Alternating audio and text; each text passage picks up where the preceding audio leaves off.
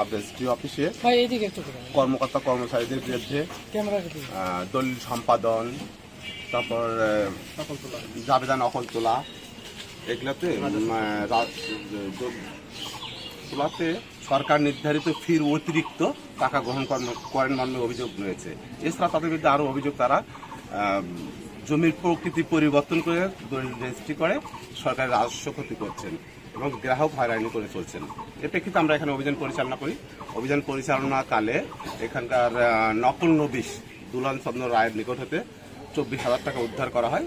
জিজ্ঞাসাবাদে সে ওই টাকার কোনো সদুত্তর দিতে পারেনি উৎস সম্পর্কে এবং এক পর্যায়ে স্বীকার করে যে সেই টাকাগুলো সে বিভিন্ন জনের কাছ থেকে কাজের বিনিময়ে নিয়েছে। সে টাকাটা আমরা ইনভেন্টরি করেছি এবং এর ওকেও দেওয়া হয়েছে যে আরেকজন লুৎফর রহমান অফিস সহকারী, ওর কাছ থেকে 15,000 টাকা উদ্ধার, 11,500 টাকা উদ্ধার করা হয়েছে। তবে ও এখনো স্বীকার করেনি ওটা কি ও বলছে যে ওর বাড়ির টাকা। এখন এটা তদন্ত করে দেখবেন সাব রেজিস্ট্রার এবং জেলা রেজিস্ট্রার মহোদয় তদন্ত করে দেখবেন যে এটা কি হয়। ইতিমধ্যে জেলা রেজিস্ট্রার মহোদয় ওনাদের দুলাল চন্দ্র রায়কে বহিষ্কারের কথা, সাময়িক বহিষ্কারের কথা বলেছেন এবং লুৎফর রহমানের বিষয়টা উনি তদন্ত সাপেক্ষে ব্যবস্থা গ্রহণ করবেন বলে জানান।